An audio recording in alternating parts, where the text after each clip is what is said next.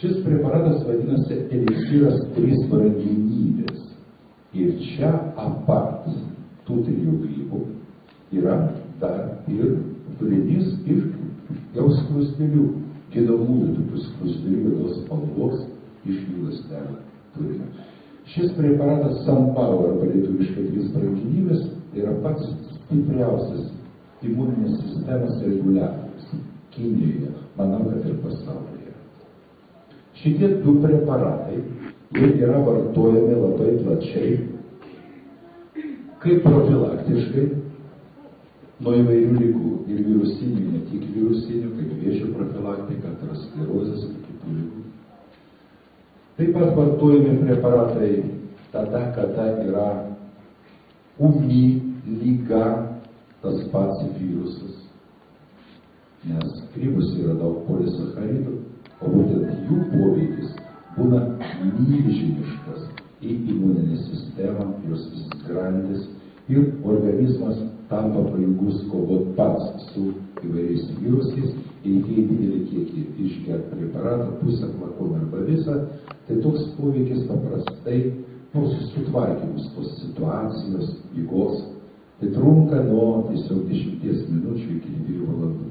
Jeigu tas neįvyksta, arba iš dalies įvyksta, tai po 2 valandų pakartotina porcija gerimo tokio preparato. Ten kartelis vartojamas preparato.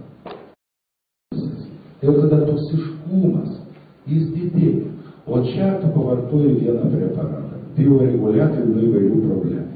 Ir netoksiškai. Tai yra skirtumas. O aš šitą norėjau būtinai, kad jūs suprastumėte, nes tai yra pagrindinis momentas. Visur kitur, ką aš kalbėsiu, nebus taip svarbu kaip čia. Preparatai iš grybų, iš jų ląstelių. Greito veikimo reguliatoriai. O šie preparatai, jie tikrai verti didžiausio dėmesio ir niekur pasaulyje nėra kompanijos, kuri pagamintų tokius preparatus su tokiom technologijom. Tik Kinijoje eilė kompanijų, labai nedaug. Jas technologijos kol kas neparduodamos, kaip žaliava. Žaliava parduodama labai brangiai, bet korticepcija parduoda. Technologijų neparduoda. Iš kitų lygų, pulmonologija, va šis preparatas su skrūzdė, eliksyras SunPower, 3 brangenybės, lėtiniai bronchitai, bronchinė astma, alergijos įvairius, hepatitai įvairius, herpiai, cukraligės su savo kraujagyslinėm problemom, reumatoidinis poliartritas ir kiti artritai. Va, urogenitalinės sistemos problemai, prostata, ten vyrų, ten įvairius variantai, tai uždegimų, prostatitų, adenoma, ten pagaliau priešvėžinį ligą ir taip toliau, moterims ginekologija. Sinusitai, galima lašinti į nosį, ne tik gerti. Ir taip toliau. O tas, jeigu galima prie pirmo, mes sugrįžtame varianto, kuris buvo eliksyras Feniksas.